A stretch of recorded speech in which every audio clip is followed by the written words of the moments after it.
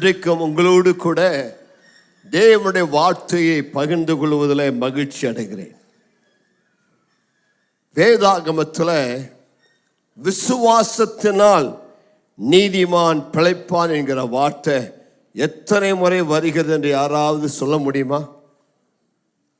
முதல் ஆராதனைக்கு வராதவர்கள் ஒருவருக்குமே சொல்ல முடியல. நீங்கள்லாம் பைபிளை நல்லா படிச்சிருக்கீங்கன்னு நினச்சேன். 3 முறை வருதுன்னு சொன்ன ரொம்ப பக்கமாக வந்துட்டீங்க. 5 முறை ரொம்ப அதிகமாக போயிட்டீங்க. இப்போ கரெக்டாக சொல்லிட்டாங்க பாரு. 4 முறை சொல்லிட்டாங்க. 4 முறை சொன்னது பத்தாது, எங்கே வருதுன்னு சொல்லுங்க. உங்களுக்கு ஒரு புத்தகத்தை பரிசாய் தர விரும்புகிறேன். யாராவது சொல்ல முடியுமா 4 முறை எங்கே வருதுன்னு? நீதிமொழிகளை வருதுன்னா யார் இது? ஆமாம், நீங்கள் சரியா இன்னும் பைபிளை வாசிக்க வேண்டும். ரோமர் 1:17 வெரி குட். ஒரு வசனத்தை சொல்லிட்டாங்க. எபிரேயரில் 10:38 2ஆம் வசனத்தை சொல்லிட்டாங்க. 3:49 சங்கீதமா? ஆபக்கூக் 2:4 வெரி குட். 3ஆம் வசனத்தை கரெக்டாக சொல்லிட்டாங்க. கலேஷியன்ஸ் 3:11 வெரி குட், கரெக்டாக சொல்லிட்டாங்க. நல்ல கரங்களை தட்டி. என் தகப்பனாரை ஆவிக்குரிய வாழ்க்கையில வழி நடத்தினது இந்த வசனம்தான். விசுவாசத்தினால் நீதிமான் பிழைப்பான். எல்லாம் கையை உயர்த்தி சொல்லலாமா? எவ்வளவு சோர்வா சொல்றீங்களே, சத்தமாக தான் சொல்லுங்களேன். நல்ல கம்பீரமா சொல்லுங்களேன். மார்ட்டின் லூதர் இந்த வசனத்தை கம்பீரமாய் சொல்லி புரொட்டஸ்டன்ட் மார்க்கத்தை ஆரம்பித்தார்.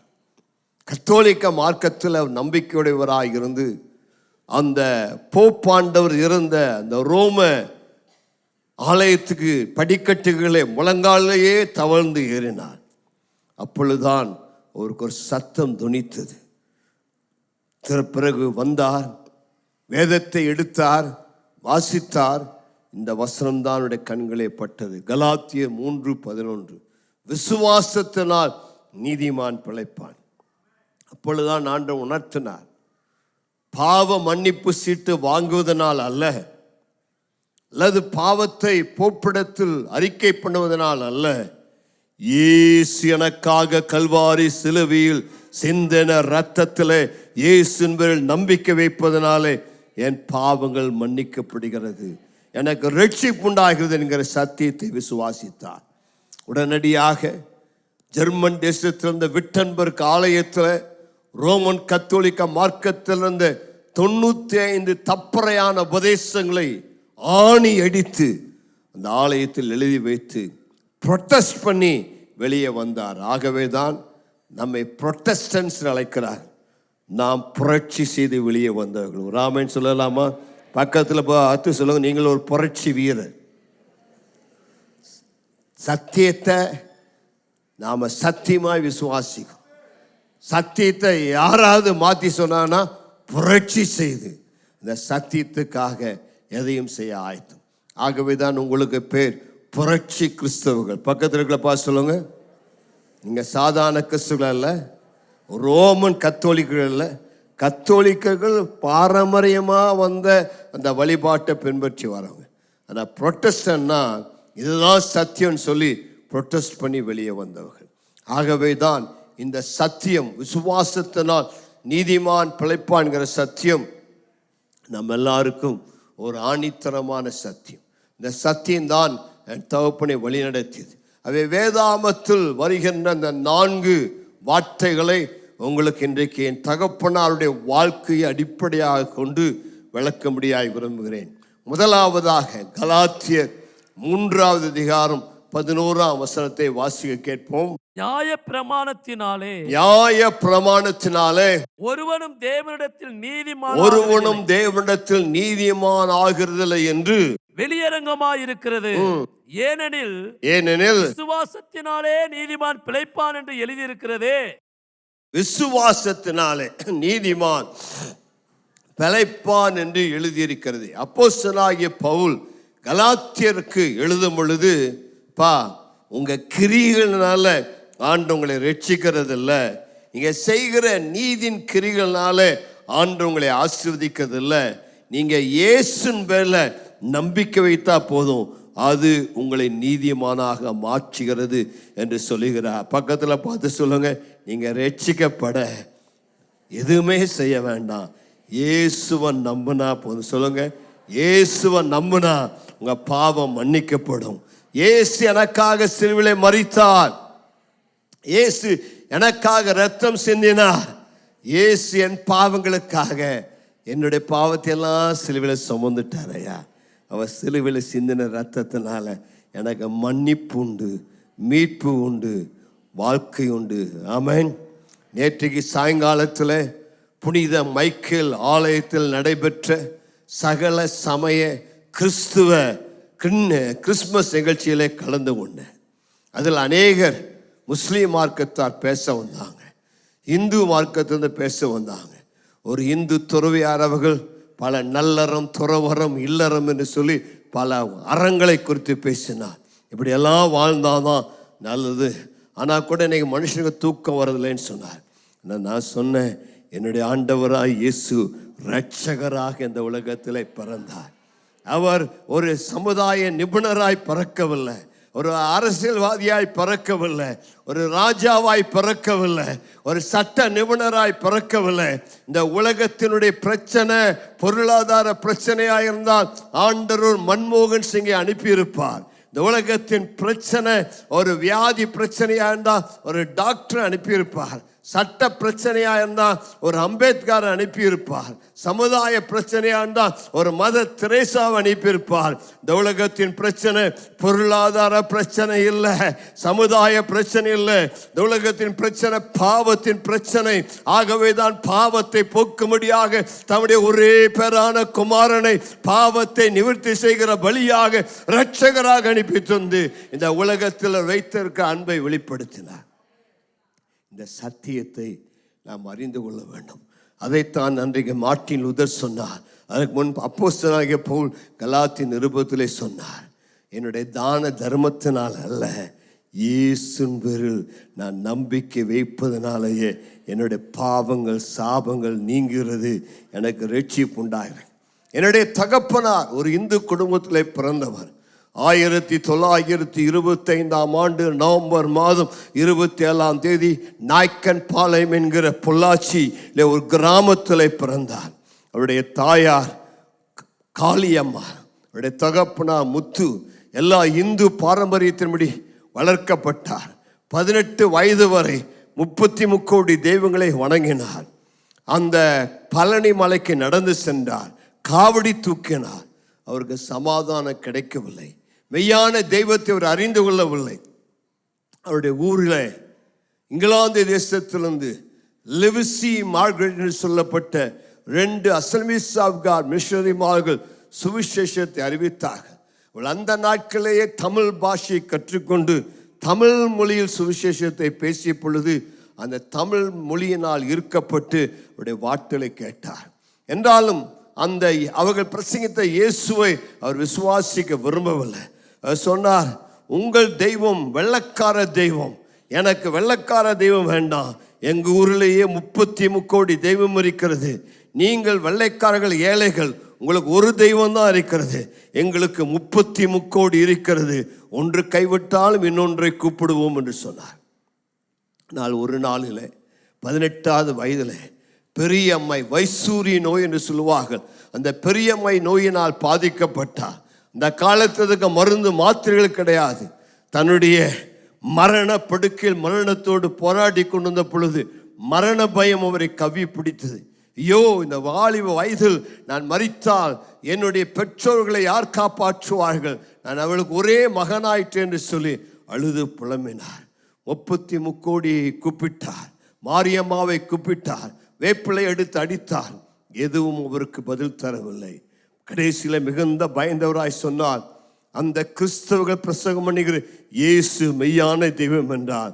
அவர் இப்பொழுது என்னை தொட்டு என்னை சுகமாக்குவாராக, இந்த மரண பயத்தினை விட்டு நீக்குவாராக, எனக்கு ஒரு அற்புதம் நடப்பதாக, என் முகத்தில் இருக்கிற அந்த அம்மை தழும்புகள் மறைந்து போவதாக என்று கேட்டார்.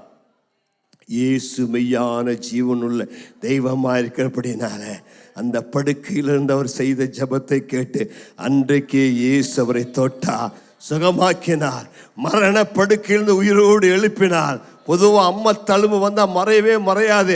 ஆனால் தகப்பனாருக்கு முகத்திலிருந்து அத்தனை அம்மை தழும்புகளும் மறைந்தது. இயேசு மெய்யான தெய்வம் என்று அறிந்து 18வது வயதில் இயேசுவை ஏற்றுக்கொண்டார்.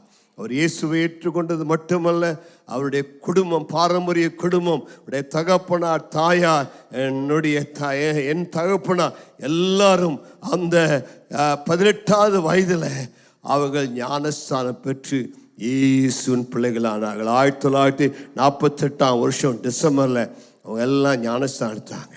எங்கள் அப்பாவுக்கு ஆறுமுகன் பேர், 6வது பிள்ளையாக பிறந்ததுனால அன்றைக்கு அவருக்கு ஞானஸ்தானம் கொடுத்து அவருக்கு ஞான பிரகாசம் பேர் வைத்தாங்க. தெய்வத்தின் ஞானம் அவருக்கு வந்தது, தெய்வ ஒளி அவர் மேல் உதித்தது. ஹல்லேலூயா! இப்படிதான் அவர் இயேசுவை ஏற்றுக்கொண்டார். பிறகு தேவன் அவரை ஊழியத்துக்கு அழைத்தார். 20வது வயதில் ஊழியத்துக்கு வந்து இயேசு சேவராய் மாற்றினார். அந்த யூதாவின் புத்தகம் 4ஆம் வசனத்தில் அப்போஸ்தலனாகிய யூதா இவ்விதமாய் சொல்லுகிறான், வாசியுங்கள். பிரியமானவர்களே, பொதுவான இரட்சிப்பை குறித்து உங்களுக்கு எழுதும்படி நான் மிகவும் கருத்துள்ளவனாய் இருக்கையில் பரிசுத்தவான்களுக்கு ஒரு விசை ஒப்பு கொடுக்கப்பட்ட விசுவாசத்திற்காக நீங்கள் தைரியமாய் போராட வேண்டும் என்று உங்களுக்கு எழுதி உணர்த்துவது எனக்கு அவசியமாய் கண்டது. அப்போஸ்தலனாகிய யூதா சொல்லுகிறார், பரிசுத்தவான்களுக்கு ஒரு விசை ஒப்பு கொடுக்கப்பட்ட விசுவாசத்திற்காக நீங்கள் போராட வேண்டும் என்று உங்களுக்கு எழுத வேண்டும் என்று சொன்னார். அவர் வேற என்னமோ சப்ஜெக்டை பற்றி எழுதுறதுக்கு பேனா எடுத்தார். ஆனால் பரிசுத்த ஆவியானவர் சொன்னாட்டே, அதை விட முக்கியமானது இந்த விசுவாச சத்தியத்திற்காக போராட வேண்டும் என்று எழுதுன்னு சொன்னார். உடனே விசுவாசம், பரிசுத்தவான்களுக்கு கொடுக்கப்பட்ட அந்த விசுவாசத்தினாலே ரட்சிப்பு, விசுவாசத்தினாலே வாழ்க்கை, இந்த சத்தியத்தை எழுதினார். ஏன்னா அந்த காலத்திலேயே பல கள்ள உபதேசங்கள், தவறான உபதேசங்கள் நடமாடியது. அவர்கள் சிலர் போதித்தாங்க, யூதாவுடைய காலத்தில் எப்படி வேணாலும் வாழ்ந்துகொள், இச்சை, பலவிதமான தவறான வாழ்க்கை, இப்படியெல்லாம் இருந்தா போலாம் பரலோகத்துக்கு, பக்கவாட்டில் வாசல் வழியா உள்ள வராம பக்க வாசல் வழியா உள்ள வந்த சிலர் தவறான உபதேசத்தை போதித்தாங்க. ஆகவே தான் யூதா அதை கண்டித்து எழுதுகிறார். சத்தியத்தை சத்தியமாய் அறிவிக்க வேண்டும், சத்தியத்துக்காய் வாழ வேண்டும், உபதேச சத்தியத்தை விட்டுவிடக்கூடாது என்று என்னுடைய தகப்பனார் அந்த அப்போஸ்தல சத்தியத்திலே வாழ்ந்தவர்கள், அப்போஸ்தல சத்தியத்தை பிரகடனம் பண்ணியவர்கள், சத்தியத்தை ஒரு நாளும் விட்டு கொடுக்காதவர்கள், சத்தியத்துக்காக வாழ்ந்தவர்கள், சத்தியத்தை பிரசங்கித்தவர்கள். அப்பாவுக்கு பிடிக்காத காரியம், இந்த சத்தியத்தை யாராவது தவறா பேசினாங்கன்னா, அல்ல கள்ள உபதேசம் பேசினாங்கன்னா அவங்களால் பொறுக்கவே முடியாது. உடனே வீறு கொண்டு எழுந்து அந்த தவறான உபதேசத்தை கண்டிப்பார். அவருடைய நாட்களில் பாலாசி லாரி என்கிற கூட்டத்தார் எழும்பி, இயேசுவின் நாமம்தான் அது ஒழுங்கான சத்தியம், ஆகவே திருத்துவத்தை நம்பாதே, பிதா பரிசுத்தாவி என்றெல்லாம் இல்லை, வெறும் இயேசு தான், இயேசு நாமத்தில் ஞானஸ்தானம் எடுக்க வேண்டும் சொல்லி ஞானஸ்தானம் எடுத்த பலரை மறுபடியும் ஞானஸ்தானத்துக்குள்ளே நடத்துனாங்க. உடனே என் அப்பா அவர் புத்தகத்தை எழுதி திருத்துவ உபதேசங்கள், அந்த மகிமையின் சுவிசேஷக்காருடைய பொய்யான உபதேசத்திற்கு பதில் என்று சொல்லி புத்தகத்தை எழுதி வெளியிட்டு அநேகரை விசுவாசத்தில் உறுதிப்படுத்தினார். நான் அநேகரை கலாட்டா பண்ணி செகண்ட் பேப்டிசத்துக்கு நடத்திட்டு இருந்தாங்க. இன்றைக்கு கூட பல தவறான உபதேசங்கள் நம்முடைய சமுதாயத்தில் காணப்படுகிறது. மார்மன் சர்ச் பின்மாறி காலத்து பரிசுத்தவான்கள் சபைன்னு எழுதியிருக்கிறாங்க. அதை பார்த்தா, உங்கள் பந்தேக்கோ சபை விட பெரிய சபை போயின்னு நினச்சிட்டு ஓடிடாதீங்க. அதை போல பொல்லாத சபை எதுவும் கிடையாது. அந்த பின்மாறி காலத்து சபைக்கு இயேசு பாஸ்டர் அல்ல, அந்த சபையினுடைய தலைவர் மார்மன் என்று சொல்லப்பட்டவர். அந்த மார்மனுக்கு கொடுத்த வெளிப்பாட்டின்படி தான் அந்த பின்மாறி காலத்து பரிசுத்தவான் சபை நடைபெறுகிறது. அது ஒரு தவறான கள்ளோபதேசம். யெகோவா சாட்சியின் பேர் வச்சிருக்கிறாங்க. அது அதை விட தவறான உபதேசம். யெகோவா சாட்சிக்காரர்கள் இயேசுவை நம்புவதில்லை. நீங்கள் பேரை பார்த்து ஏமாந்து போகாதீங்க. இன்னொருத்தர் செவன்த் டே அட்வென்டிஸ்ட், 7ஆம் நாள் ஓய்வு நாள்காரர்கள். அவங்க ஞாயிற்றுக்கிழமை சபைக்கு போகக்கூடாது, சனிக்கிழமை போகணும்னு சொல்கிறாங்க. கிறிஸ்டின் சயின்டிஸ்ட், இப்படியெல்லாம் நிறையா பைபிள் ஸ்டூடெண்ட்ஸ் ஃபெலோஷிப், இதெல்லாம் பைபிள் பேரை வச்சு ஏமாத்துகிற கூட்டம். ஆகவே தான் நீங்கள் விசுவாசத்தில் உறுதியாக நிற்க வேண்டும். நீங்கள் கேட்ட உபதேசத்தில், கற்றுக்கொண்ட சத்தியத்தில் நீங்கள் நிலைத்து இருக்க வேண்டும். இங்கேயும் அங்கேயும் கூப்பிடுவாங்க, பைபிள் ஸ்டடி இங்கே நடக்குது, அங்கே வா இங்கே வான்னு சொல்லி போனீங்க, தொலைஞ்சிங்க. 7ஆம் நரகத்துக்கு கீழே ஒரு நரகம் தான், அங்கே நேராக போயிடுவீங்க. ஆகவே உங்களை ஆண்டவர் வைத்திருக்கிற திருச்சபையில் நீங்கள் உறுதியாய் வேரூன்றி நிற்க வேண்டும். நீங்கள் பெற்ற அபிஷேகத்தில் நிலைத்திருக்க வேண்டும். பெற்றுக்கொண்ட அபிஷேகத்தை விட்டு திசை திருப்ப யார் வந்தாலும் போகக்கூடாது. என் அப்பா அமெரிக்கா தேசத்துக்கு ஒரு முறை போயிருந்த பொழுது ஒரு பெரிய கான்ஃபரன்ஸில் பங்கெடுக்க அழைக்கப்பட்டிருந்தாங்க.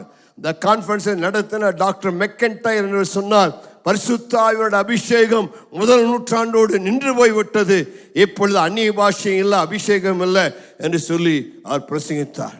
உடனே என் அப்பா அந்த கூட்டத்தில் தைரியமாக எழுந்துன்னு சொன்னார், டாக்டர் மெக்கன்டையர், யூ ஆர் ராங். இன்றைக்கும் அபிஷேகம் உண்டு. நான் இந்து மார்க்கத்திலிருந்து ரட்சிக்கப்பட்டவன், இயேசு என்னை பரிசுத்த ஆவியினால் நிரப்பினா என்று தன்னுடைய அனுபவத்தை சொல்லி இன்றைக்கு நான் அந்நிய பாஷையில் பேசுகிறேன். பரிசுத்த ஆவியுடைய அபிஷேகம் இன்றைக்கும் உண்டு.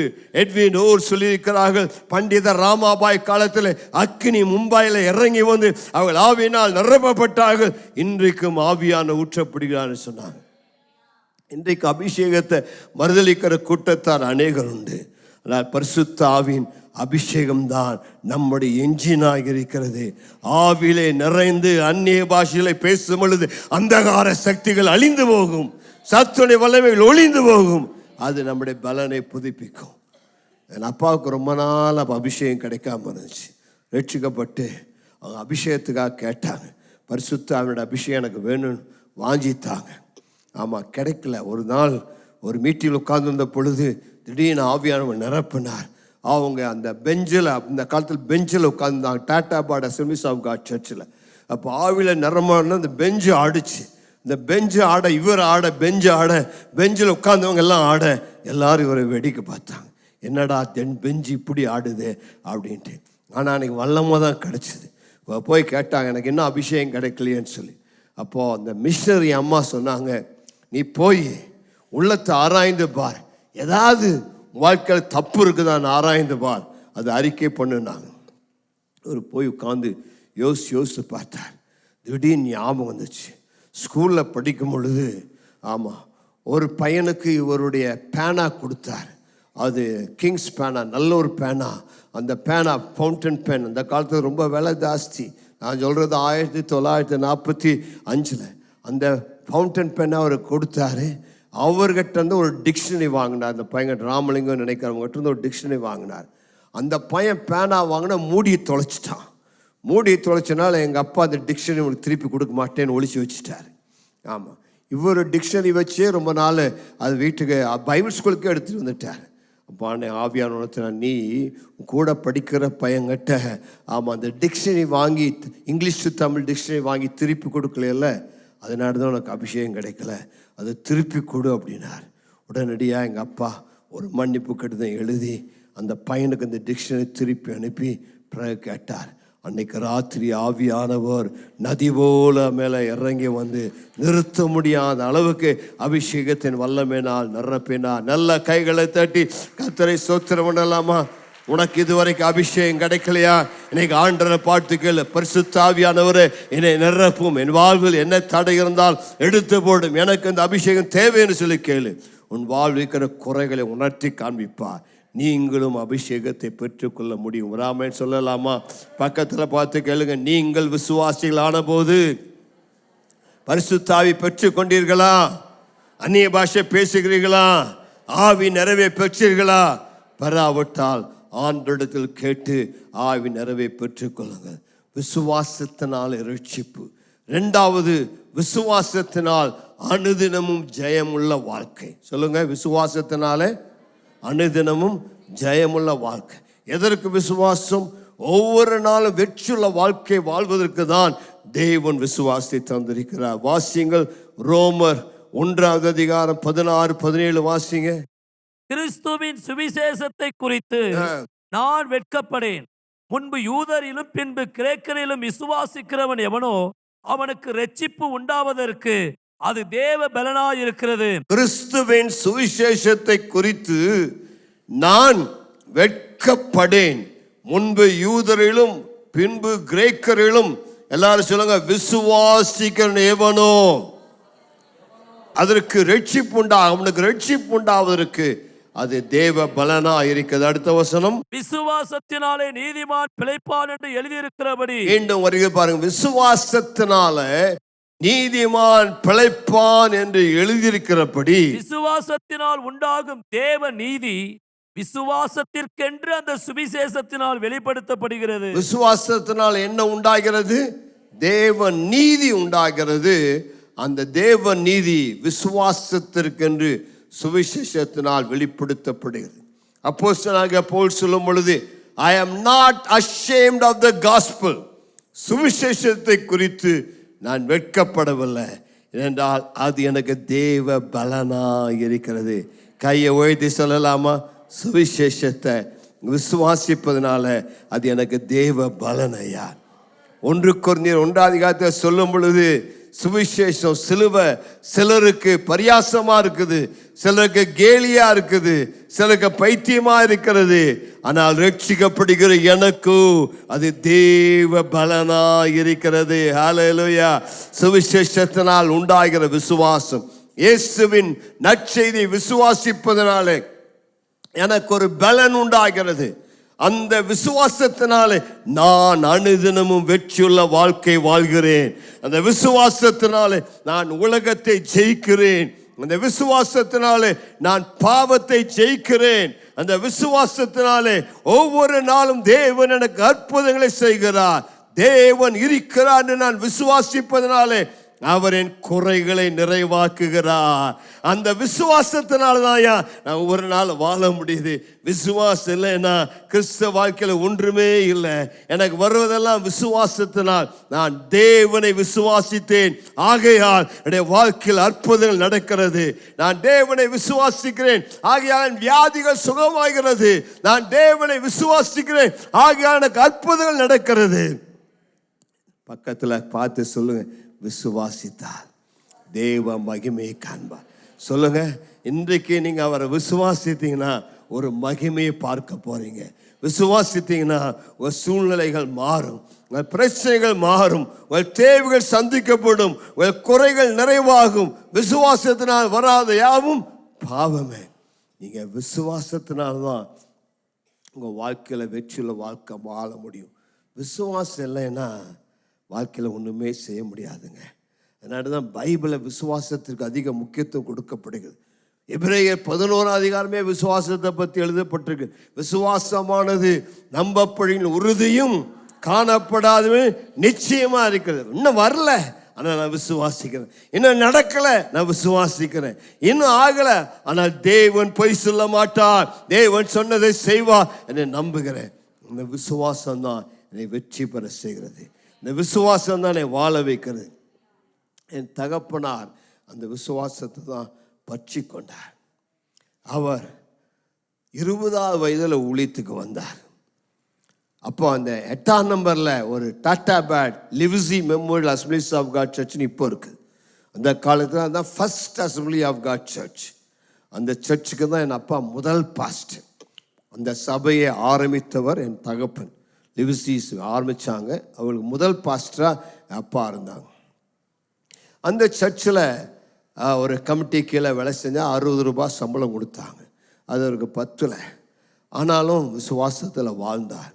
அந்த சபையில் அவர் ஊழியத்தை செய்து கொண்டிருக்கும் போது 1957 வருஷத்தில் ஆண்டவர் அவர் விசுவாச ஊழியத்துக்கு அழைத்தார். அப்போது அந்த சபையில் அவருக்கு அந்த கமிட்டியாரோடு கூட சில பிரச்சனைகள் ஏற்பட்டதுனால மிஷனரிஸும் இங்கிலாந்துக்கு போயிட்டனால அந்த சபையை விட்டு தகப்பனா வெளியே வந்தார். 1957 இந்த ஊழியத்தை ஆரம்பித்த பொழுது 54 நினைக்கிறாமா, 57 ஊழியத்துக்கு வந்த பொழுது மிகுந்த பிரயாசப்பட்டார். கையில் காசே இல்லை. ஆமாம், அப்போ தான் ஆண்டோடைய சத்தம் அவருக்கு துணித்தது, விசுவாசத்தினால் நீதிமான் பிழைப்பான். திடீரென்று அந்த சத்தம் வந்ததுனால என் மாம்சம்தான், நானே எனக்குள்ளே அப்படி யோசிச்சிட்டேன்னு நினச்சிட்டு எங்கள் அப்பா அதை பற்றி பெருசாக யோசிக்கல. மீண்டும் 2வது தடவை இந்த சத்தம் வந்தது, விசுவாசத்தினால் நீதிமான் பிழைப்பான். சுற்றிலையும் பார்த்தாங்க, யாராவது சொன்னாங்களான்னு, ஒருத்தரையும் பார்க்கல. அப்போ தான் ஆண்டவர் தான் என்னோடு பேசினான்னு சொல்லி உறுதிப்படுத்தி கொண்டான். மீண்டும் 3ஆம் முறை இந்த சத்தம் கேட்ட பொழுது வேதத்தை திறந்து பார்த்தார். ரோமர் 1:17 விசுவாசத்தினால் நீதிமான் பிழைப்பான சத்தம் கேட்டு ஆண்டவரை உறுதியாய் பற்றி கொண்டார். கர்த்தரின் தேவையை சந்திப்பார், எனக்கு அற்புதம் செய்வார், நீ விசுவாச ஊழியத்துக்கு அழைக்கிறான்னு சொல்லி அந்த காலத்தில் 1957 விசுவாசத்தில் ஊழியத்துக்கு வந்தார். அப்போ என் அப்பா ஊழியத்துக்கு வந்தப்போ அவங்க கையில் காசே ஒன்றும் இல்லை. எப்படி வாடகை கொடுக்கறது, எங்கே போகிறதுன்னு தெரியாமல் திகைத்தார். அப்பொழுது காந்திபுரம் 2ஆம் நம்பரில் ஜெபமணி ரைட்டர்னு சொல்லி ஒரு லுத்தரன் விசுவாசி என் அப்பாவுடைய நிலை பார்த்து, ஐயா எங்கள் வீட்டை உங்களுக்கு தரேன், லைன் வீடு, நீங்கள் அதில் 2 வீட்டில் நீங்கள் குடியிருந்துக்கோங்க, 2 வீட்டை சர்ச்சு நடத்துங்க, நான் உங்களுக்கு எல்லாம் செஞ்சு தரேன்னு சொல்லி எங்கள் அப்பாவை வருந்தி அழைத்து அந்த இடத்த கொடுத்தார். அப்பா சொன்னாங்க, வாடகை கொடுக்கறக்கெல்லாம் நான் என்னப்பா பண்ணுவேன், கர்த்தர் கொடுத்தா கொடுங்கியான்னு சொல்லி அப்போவே அவர் அப்பாவுக்கு அந்த வீட்டை கொடுத்தார். விசுவாசத்தில் ஊழித்து ஆரம்பித்தாங்க. அதிகமாய் விசுவாசத்தில் சோதிக்கப்பட்டார். விசுவாசத்தை ஆண்டு ஆரம்பத்தில் சோதிச்சு பார்ப்பார், எப்படி அந்த விசுவாசம் உறுதியாக இருக்கிறாயான்னு சொல்லி. என்னுடைய தகப்பனாருடைய தகப்பனார் என்னுடைய அப்பா பார்க்குறதுக்கு பொள்ளாச்சிருந்து வந்தார். என் அப்பா அவரை வீட்டில் வச்சு 2-3 நாள் கவனிச்சாங்க. 3ஆம் நாள் ஊருக்கு போகிறேன்னாரு. எங்கள் அப்பா அவருக்காக ஜெபம் பண்ணார். ஜெபம் முடித்தோன்னே என் தாத்தா எங்கள் அப்பா பார்த்தாங்க, எங்கள் அப்பா தாத்தா பார்த்தாங்க, 2 பேரும் ஒருத்தர் பார்த்தாங்க. என்னுடைய தாத்தா யோசித்தாங்க, அப்பா ஏதாவது பஸ்ஸுக்கு காசு கொடுப்பான்னு சொல்லி. அப்பா சொன்னாங்க, அப்பா என் கையில் காசு ஒன்றும் இல்லை, அன்னைக்கு பொள்ளாச்சிக்கு போகிறதுக்கு டிக்கெட் விலை ₹1, என்கிட்ட ₹1 கூட இல்லைப்பா, நான் கடன் வாங்குவதில்லைன்னு தீர்மானம் பண்ணிட்டேன். அதுக்கு முன்னாடி தான் ₹40 கடன் பட்டார். ஆண்டு அற்புதமாக கடனை மாற்றி கொடுத்தார். அப்போ தீர்மானம் பண்ணிட்டேன். அதனால சொன்னேன், கடன் வாங்குறதுலேன்னு தீர்மானம் பண்ணிட்டேன், நான் யார்கிட்டையும் போய் கேட்க மாட்டேப்பா, என்னை மன்னிச்சுக்குங்கன்னாரு. கண்களில் தண்ணீர் வருகிறது. அப்பாவுக்கு ₹1 கூட கொடுத்து பிரயாணத்துக்கு அனுப்ப முடியவில்லையே என்று வேதனைப்பட்டார். அப்பாவும் என்னுடைய தாத்தாவும் சொன்னாங்க, கவலைப்படாத மகனே, நான் பொள்ளாச்சிக்கு நடந்தே போகிறேன்னு சொல்லி 40 கிலோமீட்டர் நடந்து போக அவருடைய நடைப்பயணத்தை ஆரம்பித்தார். நான் போகிற வழியில் காந்திபுரம் 7ஆம் நம்பரில் 2 விசுவாசிகள் இருந்தாங்க. நேசமணி அக்கான்னு சொல்லி என் தகப்பன் அவங்களை அழைப்பார். அவர்கள் என்னுடைய தாத்தா போகிறதை பார்த்து அவரை வீட்டுக்கு அழைத்தார்கள். அவருக்கு காலையில் பிரேக்ஃபாஸ்ட் கொடுத்து பிறகு அவர் புறப்படும்போது ₹10 காணிக்க கொடுத்தாங்க. அவருக்கு ஒரே சந்தோஷம், ₹10 கிடைத்து. உடனே திரும்பி வந்தார். அப்பாவிட்ட, அப்பா இப்படி நடந்துன்னு சொல்லி ₹10 5 எங்கள் அப்பாவுக்கு கொடுத்துட்டு ₹5 அவர் எடுத்துகிட்டு ஊருக்கு போனார். அந்த ₹5 வைத்து எங்களுக்கெல்லாம் அப்பா சாப்பாடு போட்டாங்க. 2-3 நாள் அந்த ₹5 தீந்துருச்சு. இப்போ கையில் காசு இல்லை, என்ன பண்ணுறது ஒன்றும் தெரியல. 3 நாள் எங்கள் வீட்டில் சாப்பாடு. அப்போ நான் சின்ன குழந்தை. ஆமாம், எனக்கு 2 அக்கா அம்மா இருந்தாங்க. அப்பா ரொம்ப கஷ்டப்பட்டாங்க. என் அம்மா 3ஆவது நாளில் என் தகப்பனார் இடத்துல வந்து கண்ணீர் சிந்தி அழுதாக, எங்களை ஊழியத்தில் கொன்று போடுவதற்காக இப்படி விசுவாச ஊழியன் அழைச்சிட்டு வந்தீங்க, ₹60 சம்பளம் வந்தப்போ ஏதோ ஒன்று கிடைத்தது, இப்போ என்ன செய்வோம், ஒன்றுமே இல்லையே, 3 நாளா அடுப்பே பற்ற வைக்கவில்லையே, அடுப்பு பற்ற வைக்க சீமனை இல்லை, தண்ணி கொதிக்க வைக்கிறது ஒன்றும் இல்லை, என்ன செய்வோம்னு அழுதாங்க. என் தகப்பனார் அன்றைக்கு விசுவாச வார்த்தைகளை சொன்னார்கள், இன்று கண்ட எகிப்தினை நீ என்றும் நீ காண்பதில்ல, இன்றைக்கு நீ சிந்திய கண்ணீரை நீ உன் வாழ்நாள் முழுவதும் சிந்த மாட்டாய். ஜார்ஜ் முல்லருக்கு அற்புதத்தை செய்த தேவன், வேதநாயகம் சாஸ்தியாருடைய ஜெபத்தை கேட்டு அவரை போஷித்த ஆண்டவர் உன்னையும் கைவிடவே மாட்டார், உன் பிள்ளைகளை போஷிப்பானாங்க. ஆகாரம் எங்கேருந்து வரும்னு தெரியாது, சாப்பாடு எங்கேருந்து வரும்னு தெரியாது. சாயங்காலம் நேரம் ஆயிடுச்சு, விசிட்டிங்கும் போக முடியாது. ஆனால் அந்த இரவு நேரத்தில் தேவன் ஒரு தூதனை அனுப்பி ஒரு அன்பு தாயார் அந்த வீட்டு கதவை தட்டினாங்க. யார் என்று போய் கதவை திறந்தா ஒரு அம்மா நிறைய பாத்திரங்களோடு சாப்பாடு சமைத்து எடுத்துட்டு வந்தாங்க. ஐயா, இன்னைக்கு நாங்கள் ஜெபம் பண்ணி கொண்டு வந்த பொழுது ஆவியானவர் எங்களோடு பேசினார். ஃபெய்த்தோமுக்கு இந்த சாப்பாட்டை உடனே கொண்டு போ, ஃபெய்த்தோமுக்கு கொண்டு போன்னு சொன்னார். சாப்பாடு கொண்டு வந்திருக்கேன் ஐயா, தயவு செஞ்சு மறுக்காமல் வாங்கிக்கோங்க, லேட் ஆச்சுன்னு பார்க்காதீங்க. எங்களுக்கு சந்தோஷத்துக்கு அளவே இல்லை. அன்றைக்கு ராத்திரி நல்லா சாப்பிட்டு மகிழ்ச்சியோடு கூட ஆண்டவருக்கு நன்றி சொன்னோம். அடுத்த நாள் ஆகாரம் எங்கிருந்து வருகிறது என்று தெரியாது. எலியாவை காகத்தை கொண்டு போஷித்தவர் இன்றும் ஜீவிக்கிறார், இன்றும் அற்புதங்களை செய்வார். நீ தேவையோடு இன்றைக்கு வந்திருக்கிறாயா, பிரச்சனையோடு வந்திருக்கிறாயா, என் தேவன் ஜீவிக்கிறார். உன் கண்ணீரை அறிந்திருக்கிறார், உன் பிரச்சனைக்கு பதில் தருவார், உன் சூழ்நிலையை மாற்றுவார், உடைய இல்லாமல் மாற்ற வல்லவர், உடைய குறைகளை நிறைவாக்குவார், உனக்கு அற்புதத்தை செய்ய வல்லவராக இருக்கிறார். இன்னைக்கு சில தேவையோடு இங்கே வந்திருக்கிறீங்க. என்னுடைய கடனை நான் எப்படி அடைப்பேன், வீட்டு வாடகை எப்படி கொடுப்பேன், எப்படி இந்த பிரச்சனை தீருங்கிற கேள்வியோடு வந்திருக்கிறீங்க. நான் உங்களுக்கு சொல்லுகிறேன், நீங்கள் ஆராதிக்கிற தேவன் இன்றைக்கும் ஜீவன் உள்ளவர். நீங்கள் அவரை நோக்கி பார்ப்பீங்களானால் உங்களுக்கு பதில் தருவார். சிங்க குட்டிகள் பட்டினி கடந்து பசியாயிருக்கும் கர்த்தரை நம்புகிறவனுக்கும் ஒரு நன்மையும் குறைவுபடாது. நான் இளைஞனமாயிருந்தேன், முதிர் வயதில் உள்ளவனுமானேன், ஆனாலும் இதுவரை நீதிமானின் சந்ததி அப்பத்துக்கு இறந்து தெரிந்ததை நான் கண்டதே இல்லை. கர்த்தர் உண்மையுள்ளவர், கர்த்தர் தயவுள்ளவர், கர்த்தர் நல்லவர். மூணாவது நாள்ல வீட்டுக்கு முன்னாடி ஒரு வண்டி, தள்ளு வண்டியில் ஒருத்தன் ஏராளமான 3 மாதத்துக்கு தேவையான அரிசி, பருப்பு, காய்கறிகள் எல்லாத்தையும் தள்ளு வண்டியில் கொண்டு வந்து எங்கள் அப்பா வீட்டுக்கு முன்னாடி நிறுத்துறான். எங்கள் அப்பா கேட்குறேன், யாருக்குப்பா இது? சாமியாருக்குண்ணா. நான் சாமியார் இல்லைப்பா, சாமியார் அந்த 4வது ஃபாத்திமா சர்ச் முன்னாடி இருக்கிற அங்கே கொண்டு போனார். அந்த சாமியாருக்குல்ல, இந்த வீட்டில் இருக்கிற சாமியாருக்காக அனுப்புனாங்க. அப்பா அட்ரஸை வாங்கி பார்த்தா எங்கள் அப்பா பேர் போட்டிருக்குது. யாருன்னு தெரியல, ஆனால் 3 மாதத்துக்கு தேவையான ஆகாரத்தை கர்த்தருக்கு தந்தார். அன்றிலிருந்து இன்று வரை எங்களுக்கு பசி இல்லை. கர்த்தர் ஒவ்வொரு நாளும் அற்புதமாய் போஷித்து வருகிறார். கைகளை தட்டி கர்த்தரை மையப்படுத்தலாமா? இயேசு நல்லவர், இயேசு நல்லவர், இயேசு ரொம்ப ரொம்ப நல்லவர்.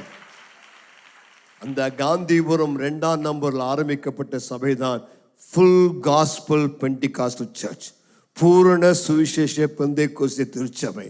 அதை ஆரம்பித்தவர் என் தகப்பனார் தான். இன்றைக்கு அது அங்கே எந்த ஸ்ட்ரீட்டு, சிவானந்தா காலனியில் அந்த சர்ச் இருக்கிறது. பாஸ்டர் டேவிட் வில்லியம்ஸ் பாஸ்டராக இருக்கிறாரு. அந்த நாட்கள் அப்பா தான் அந்த சபையை ஆரம்பித்தாங்க. என் தகப்பனார் இந்த பட்டணத்தில் அநேக சபைகளை ஆரம்பிக்க காரணமாக இருந்தவர். அப்போது அந்த சபையில் சில ஆண்டுகள் கர்த்தர் அற்புதத்தை செய்தார். 200-250 மேலே விசுவாசிகள் வந்தாங்க. அது வளர்ந்து வந்தது. அந்த 1960வது ஆண்டில் மிஷனரிகள் லெவிசீஸ் அவர்கள் இங்கிலாந்து திரும்ப வந்தாங்க. அவங்களுக்கு எங்கள் அப்பா மேலே ரொம்ப பிரியம். எங்கள் அப்பாவை அவர்கள் அதிகம் நேசித்தால், தகப்பனவர்களை நேசித்தால். ஏனென்றால் அவர்கள் மூலமாக தான் ரட்சிக்கப்பட்டாங்க. அதாவது தகப்பனை தாயும் கனம் பண்ண வேண்டும். தகப்பனை தாயும் கனம் பண்ணிக்கிறவர்கள் வாழ்ந்திருப்பார்கள். உங்களுக்கு சுவிசேஷத்தை கற்றுக் கொடுத்த பெற்றோர், உங்களுடைய சொந்த பெற்றோர், அவளை நேசிங்க. அவளுக்கு ஒரு நாள் தீங்கு செய்யாதீங்க. எங்கள் அப்பா அம்மாவை நான் கனப்படுத்தினேன். அவளுடைய 90 வயது வரைக்கும் அவளை பராமரித்தேன். அவளுக்கு ஒரு குறை இல்லாமல் பார்த்தேன். இன்றைக்கி நான் நல்லா இருக்கிறேன், எங்கள் குடும்பம் நல்லா இருக்குங்கிற காரணம் என் தகப்பனையும் தாய் நான் கனப்படுத்தினபடி. நான் அவர்கள் 2 பேருக்கும் தேவையான எல்லாவற்றையும் செஞ்சேன். அவங்க கடைசி வரைக்கும் அவளை காப்பாற்றினேன். என் அப்பா கூட அப்படி தான். இந்த லெவிசி ஐயா தான் என் தகப்பனுக்கு ஆவிக்குரிய தகப்பன். ஒரு முறை நான் இங்கிலாந்துக்கு போயிருந்த பொழுது என் தகப்பன் தாயோட எங்கள் அப்பா அம்மா லெவிசி ஐயா பார்த்தாங்க. லெவிசி அம்மா பார்த்தாங்க. உங்களை பார்த்தோன்னே தகப்பன் அவ்வளோ வயதானவர், பெரியவர், அநேக ஊழியங்களை ஸ்தாபித்தவர், அப்போஸ்தலனாக கூட லெவிசி ஐயா அம்மா பார்த்தோன்னே நேராக சாஷ்டாங்கமாக அவங்க காலில் விழுந்துட்டார். எல்லாருடைய கண்களும் கலங்கியது. இவ்வளோ ஒரு பெரிய மனுஷன் இந்த வயதான மிஷனரி தம்பதிகள் காலில் உளுந்துட்டு அவங்க காலை பற்றி கொண்டு எழும்பவே மாட்டேனாங்க. காரணம், இந்து மார்க்கத்திலிருந்து எனக்கு இயேசு நற்செய்தி அறிவித்தீர்களே, உங்களுக்கு நான் எப்படி நன்றி சொல்லுவேன் என்று சொல்லி காலை பிடித்து கொண்டு அழுதார்கள். பிறகு அவளை தூக்கி விட்டு அவளுக்கு அன்பு காண்பித்து அவளை ஆசீர்வதித்தார்கள். அதுதான் ஐயா சுவிசேஷத்தின் அன்பு. அதுதான் தகப்பனை தாயை கனம் பண்ணக்கூடிய அன்பு. அவ்வளவாய் அவளை கனம் பண்ணாங்க. முன்னாடி அவங்க 1960 இந்தியா திரும்பி வந்த பொழுது என் தகப்பனை பலவந்தப்படுத்தி கூப்பிட்டதுனால இந்த ஃபுல் காஸ்பல் சர்ச்சை பாஸ்டர் ஜான் ரோசன் அந்த காலத்தில் இருந்தார். கடமலை குன்றிலே இந்த ஃபுல் காஸ்பல் சர்ச்சுடைய தலை சபையில் இருந்தார். அவர் அந்த அப்பாவோடு சேர்ந்து இந்த ஊழியத்தை செய்தபடினால என் தகப்பனார் அவர் கரத்தில் அந்த ஊழியத்தை ஒப்பு கொடுத்து விட்டு மீண்டுமாக மிஷனரிகளோடு ஊழியத்தை செய்ய வந்தார். அந்த மிஷனரிமார்கள் அப்பொழுது புதிய ஒரு சபை ஆரம்பிக்க வேண்டும் என்று சொல்லி சாய்பாபா காலனியில் காட்டு பகுதி, வீடே இல்லை, ஆமாம் 2 வீடு தான் இருந்தது. அந்த இடத்துல ஒரு இடத்த வாங்கி என் அப்பாவும் லிவ்சேயாவும் சியோன் அசம்பிளிஸ் ஆஃப் காட் சபை அவர்கள் தான் கட்டினார்கள். சியோன் அசம்பிளிஸ் ஆஃப் காட் சபைக்கு முதல் பாஸ்டர் எங்கள் அப்பா தான். காட்டு பகுதியில் நாங்கள்லாம் ஊழியத்தை செய்தோம். தண்ணியே இல்லை. எங்கள் அப்பா பல மைல்கள் சைக்கிளில் சென்று தண்ணி சுமந்துட்டு வருவாங்க. இப்போல்லாம் ரொம்ப கஷ்டம். ஊழியத்தில் மிகுந்த பாடுகள் கஷ்டங்கள் மத்தியில் ஊழியத்தை செய்தோம். ஒரு சின்ன குடிசை போட்டு கொடுத்தாங்க. இந்த குடிசையில் ஊழியத்தை நடத்தணும். சரியாக வீடு இல்லை, டாய்லெட் இல்லை, ஒன்றும் இல்லை. ஆனால் அந்த வீட்டில் இருந்து ஊழியத்தை செய்தோம். ஆனால் 63 ஆண்டவர் என்னுடைய தகப்பனோடு பேசினார். நான் உன்னை ஒரு மிஷனரி ஸ்தாபனத்தில் ஊழியம் செய்ய அழைக்கலை, நீ விசுவாச ஊழியத்துக்கு அழைத்தேன். நீ விசுவாச ஊழியத்தை செய்ய வேண்டும். ஆகவே நீ விசுவாச ஊழியத்தை செய்ய வேண்டும் பிரதிஷ்டை பண்ணினாயே, அதை செய் என்று பேசினார். என் தகப்பனார் அந்த மிஷனரிகளோடு பேசினார். ஆண்டு எனக்கு இப்படி தான் தரிசனம் கொடுத்துருக்கிறாரு. அழைச்சதுனால வந்தேன், எனக்கு சமாதானம் இல்லை, நான் மீண்டும் அவ்விதமான விசுவாச ஊழியத்துக்கு செல்கிறேன்னு சொன்னார்.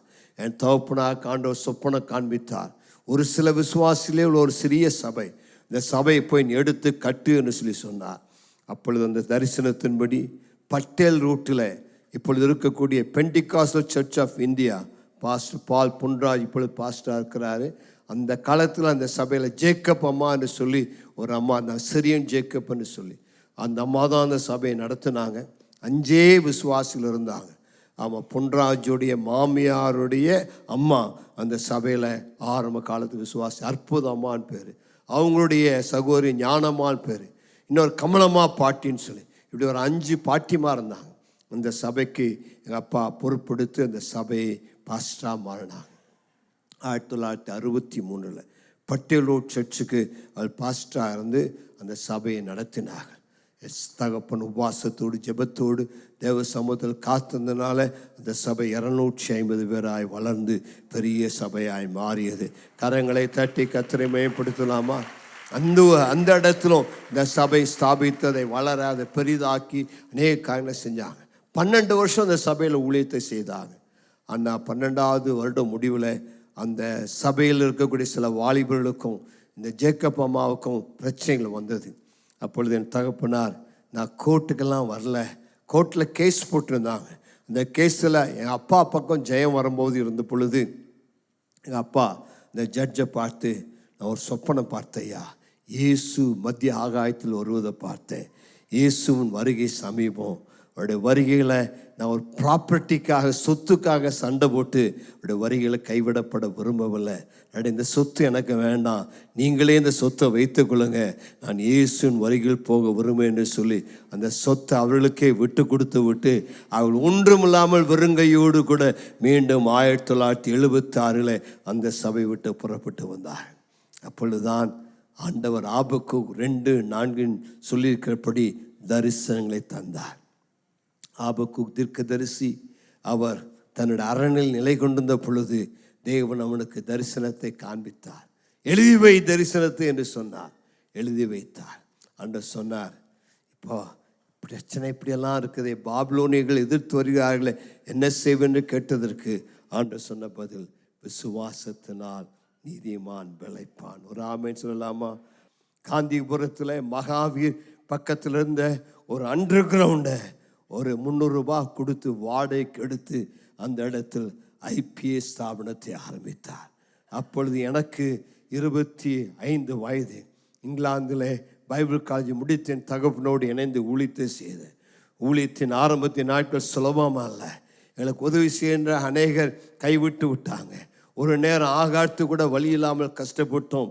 1975 சில சமயத்தில் தகப்பனை நான் வந்து பார்க்கும் பொழுது பசியும் பட்டினியுமா இருப்பார். பிரயாணம் பண்ணுவதற்கு அவருக்கு ஒரு ஆட்டோவில் போக கூட காசு இல்லாமல் இருந்தது. பஸ்ஸில் அவர் கொஞ்சம் அந்த கையில் வலி, ரொமாட்டிக் பெயின், அந்த பிடிச்சி தொங்க முடியாது.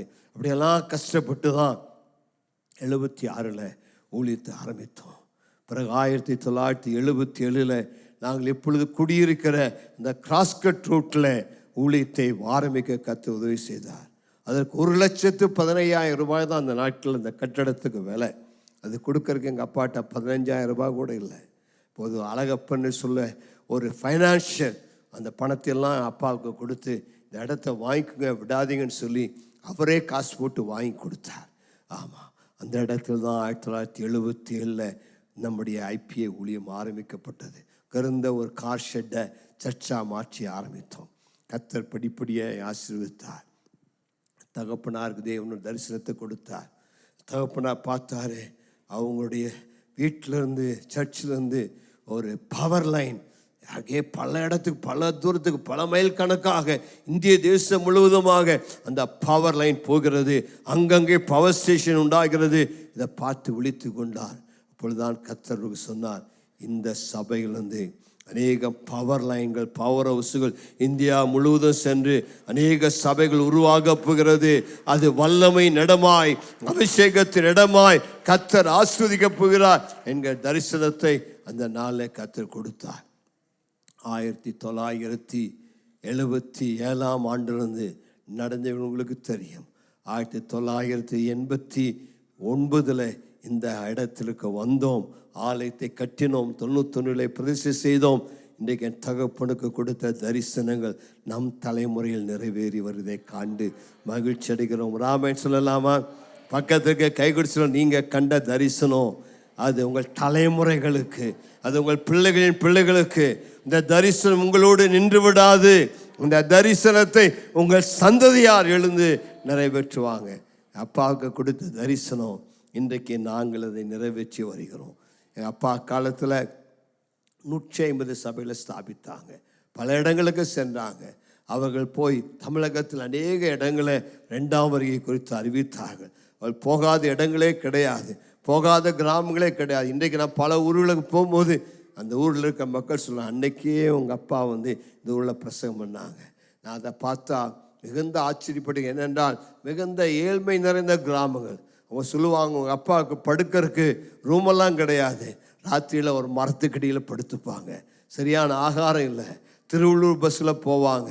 ஆனால் எவ்வளோ கஷ்டங்கள் இருந்தாலும் அவர்கள் அயராது சுவிசேஷத்தை அறிவித்தார்கள். அவர் செல்லாத இடங்களே கிடையாது. எங்கும் போய் இயேசு சீக்கிரம் வருகிறார் என்கிற நற்செய்தி அறிவித்தார்கள். 2ஆம் வருகை குறித்து முதல் பிரசங்கித்தவர் தகப்பன் தான். 2ஆம் வருகை குறித்து அழகாய் அன்றைக்கே புத்தகத்தை எழுதினார். இந்த புத்தகங்கள் நம்முடைய புத்தகசாலை உண்டு, வாங்கி வாசியுங்கள். 2ஆம் வருகை குறித்து ஆணித்தரமாய் பிரசங்கித்து ஒழித்து செய்தார்கள். அவர்கள் வித்திட்ட அந்த சுவிசேஷ விதை இன்றைக்கு வளர்ந்து 2800 திருச்சபைகளாக இந்தியாவில், இலங்கையில், இன்னும் நேபாளத்தில் வளர்ந்து படர்ந்து பெருகி இருக்கிறது. அநேக திருச்சபைகளை தந்தார். தகப்பன அநேக சமுதாய பணிகளை செய்தார். அநேக அநாதை பிள்ளைகளை போஷித்தார். அநேக ஏழைகளுக்கு கல்வி கற்றுக் கொடுத்தார்.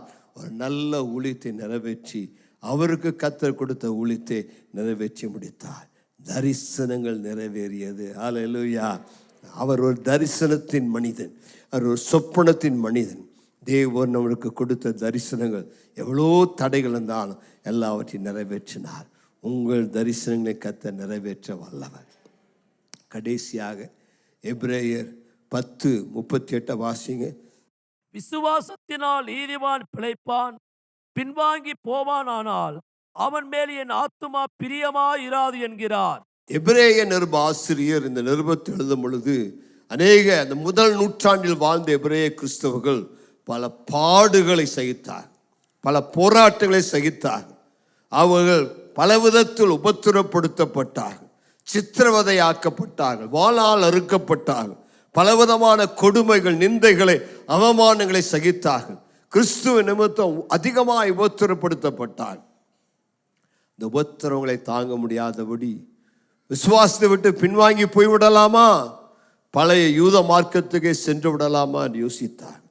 இந்த சமயத்தில் தான் இப்ரேயாசி சொல்றார், ஏமா சோர்ந்து போகாத, பாடுகள் கொஞ்ச நாளுக்கு தான், கொஞ்ச காலம் பாடு அனுபவிக்கிற உனக்கு கர்த்தர் நிறைவான பலனை வைத்திருக்கிறார். என்னுடைய தகப்பன் கூட ஊழியத்தை ஆரம்பித்த பொழுது அதிகமான சோதனை, பிரச்சனை, பலரால் வந்த துன்பங்கள், இடர்பாடுகள், நம்பினோர் கைவிட்டாங்க, உதவி செய்கிறவங்க உதவி செய்யலை, பலவித சொத்துக்களை எடுத்துக்கொண்டாங்க. எங்கள் அப்பாவுக்கு அந்த காலத்தில் அந்த செங்காலி பாளையத்தில் 7 ஏக்கர் அப்பா இடத்த வாங்கி போட்டு பைபிள் காலேஜ் கட்டுனாங்க. அன்னூரில் ரத்னசாமி ஒருத்தர் இடத்த அப்பா பேரில் எழுதி கொடுத்தாங்க, ஒரு ஆலயத்தை கட்டுனாங்க. இப்படி நிறையா ப்ராப்பர்ட்டிஸ் எல்லாம் இந்த காலத்தில் ஊழியத்தில் அப்பா வாங்கி போட்டாங்க. நான் திடீரென்று 1979 வேர்ல்டு மிஷனரி இவாஞ்சலிஸ்ட் என்கிற ஸ்தாபனம், அது என் தகப்பனை ஏமாற்றி இந்த சொத்துக்களெல்லாம் வாங்கிட்டாங்க. ஆமாம், அவங்க 7 ஏக்கர் இடம் செங்காலிப்பாளையத்தில் வாங்கியிருந்த அந்த இடம் பைபிள் காலேஜ் கட்டியிருந்தோம். ஆமாம், இன்னும் பல இடங்கள் அன்னூரில் இருந்த இடங்கள் எல்லாம் அவங்க திருப்ப எடுத்துட்டாங்க. மீண்டும் என் அப்பா 1977 ஒன்று இல்லாமல் இருந்தாங்க. 79 யாருடைய உதவியும் இல்லை, வந்து கொண்ட எல்லா உதவிகள் நின்று விட்டது. அநேக ஊழிகளை போஷிக்க வேண்டும், சபையை நடத்த வேண்டும், ஒன்றுமில்லை. பல பிரச்சனைகள், பல போராட்டங்கள். நப்பா செல்லமாய் வளர்த்தின சிலர் நப்பாவை கத்தியால் குத்தி கொலை செய்ய வந்தார்கள். பலர் தூஷணமாய் எழுதினார்கள், பலர் பேசினார்கள், பல நிந்தைகள் வந்தது. அப்பா கேட்டாங்க, இந்து மார்க்கத்திலே நல்லா இருந்தன, கிறிஸ்துவ மார்க்கத்தில் வந்து இவ்வளோ அவமானம் சந்திக்கிறதா, இவ்வளோ பாடுகளா, இவ்வளோ உபத்திரங்களா, கிறிஸ்துவர்கள் இப்படி இருப்பான்னு நினைக்கலையே, கிறிஸ்துவர்கள் இயேசுவை போல் இருப்பாங்க நினைச்சனே, ஆனால் இப்படியெல்லாம் பழி சொல்கிறார்களே என்று சொல்லி மிகுந்த மனவேதனைப்பட்டார். கிறிஸ்தவர்கள் சிலரின் மாய்மாலத்தை பார்த்து, சிலரின் தவறான குணங்களை பார்த்து, சிலர் காசு எங்கள் அப்பாட்டியே வாங்கிட்டு எங்கள் அப்பாவை ஏமாத்தினுங்க, காட்டி கொடுத்து நூற்றுக்கணக்கான பேர், அதெல்லாம் பார்த்து அப்பா மனம் நொந்து சோர்ந்து போனாங்க.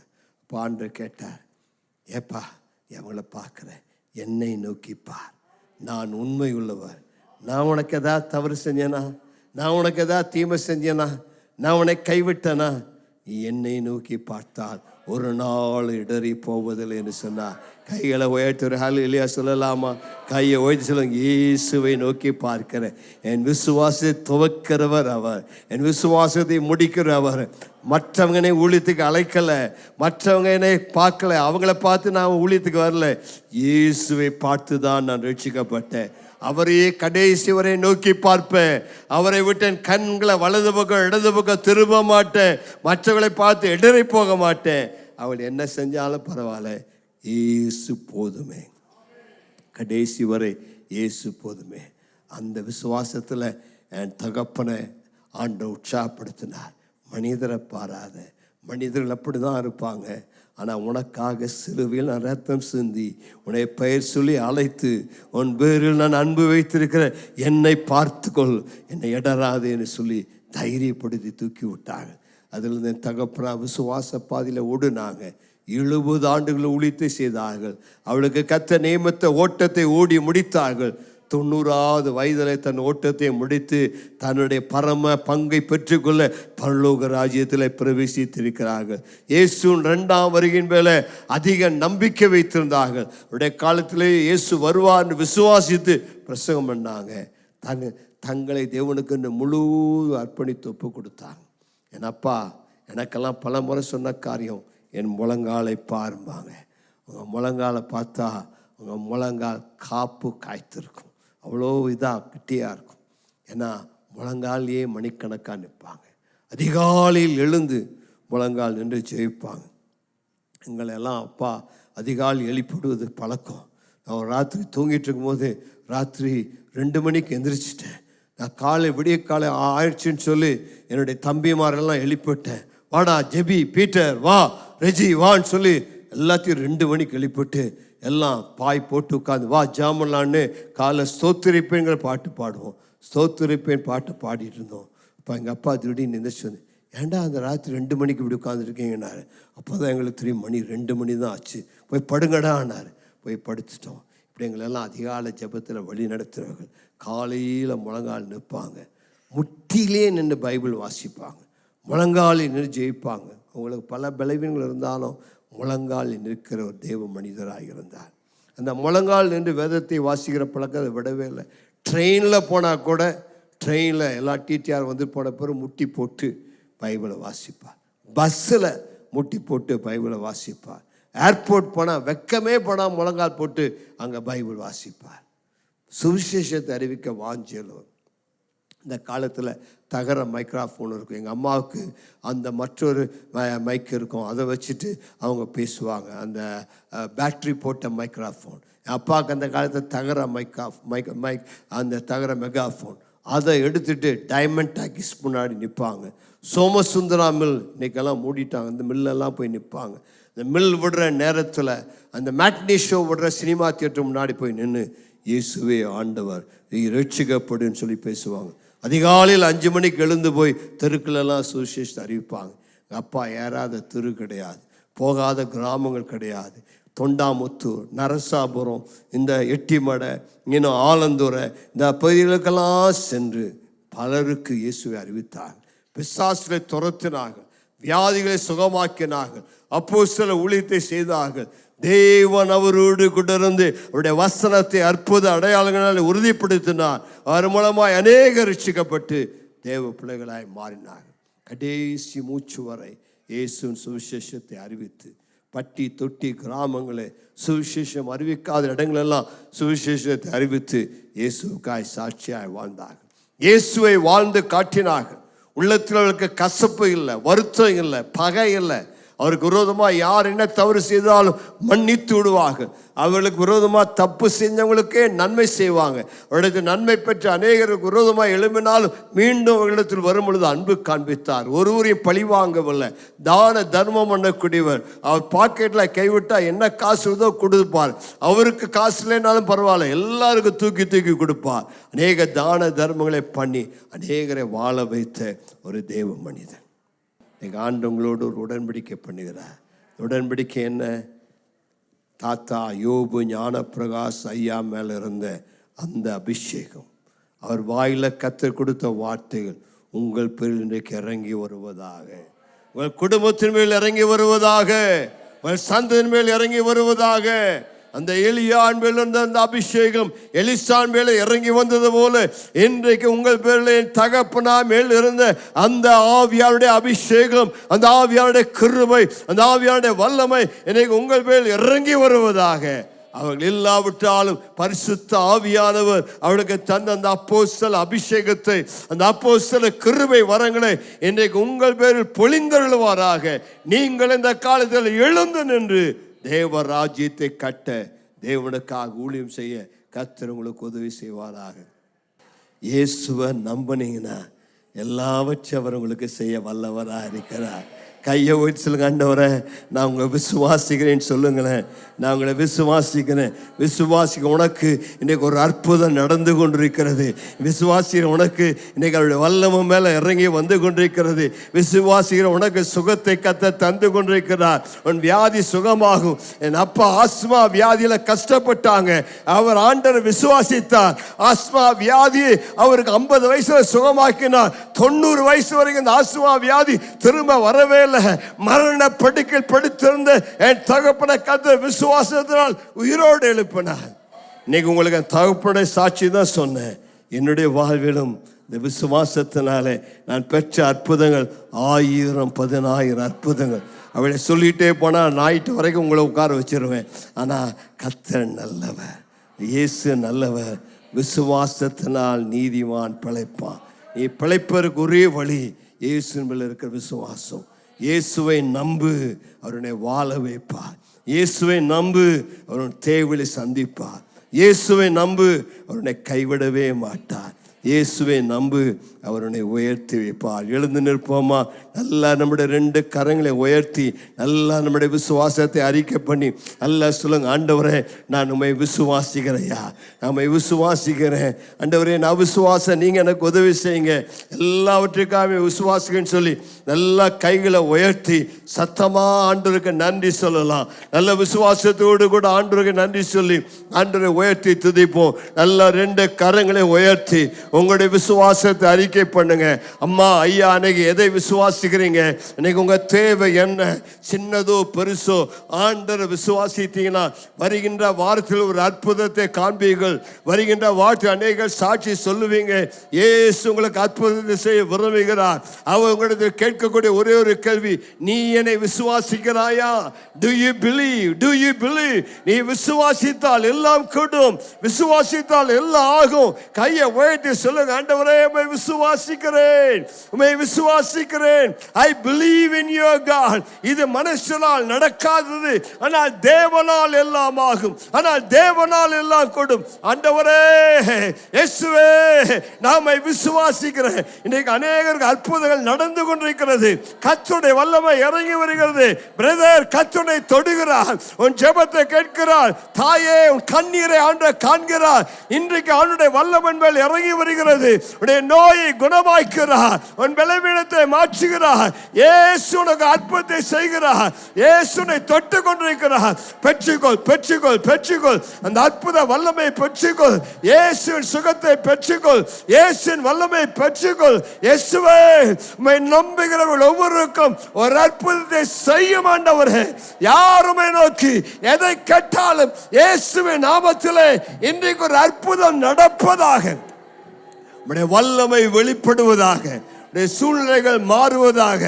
இல்லாதவைகளை இருக்கிறதை போல அழைக்கிற விசுவாசத்தினால இன்றைக்கு இல்லாதவர்களை அழைக்கிறோம், இல்லாதவர்களை விசுவாசத்தில் அழைக்கிறோம். அவைகள் உண்டாவதாக, அவைகள் வருவதாக. இன்றைக்கு விசுவாசம் வளருவதாக, அற்புதங்கள் நடப்பதாக, நன்மைகள் உண்டாவதாக, சூழ்நிலைகள் மாறுவதாக, வியாதிகள் சுகமடைவதாக, பலவீனங்கள் மாறுவதாக, வழிகள் திறப்பதாக. அவர்கள் விசுவாசத்தின்படி செய்யப்பா. எல்லாரும் ஜெப நிலையில் இருக்கும் பொழுது விசுவாசத்தினால் தான் ரட்சிப்பு. நம்முடைய நற்கிரிகளினால் அல்ல, ஆலயத்துக்கு வருவதனால் அல்ல, அந்த பாமாலை சொல்வதனால் அல்ல, 1000 ஸ்தோத்திரம் சொல்றதுனால அல்ல, அந்த மணிகளை உருட்டுவதனால் அல்ல.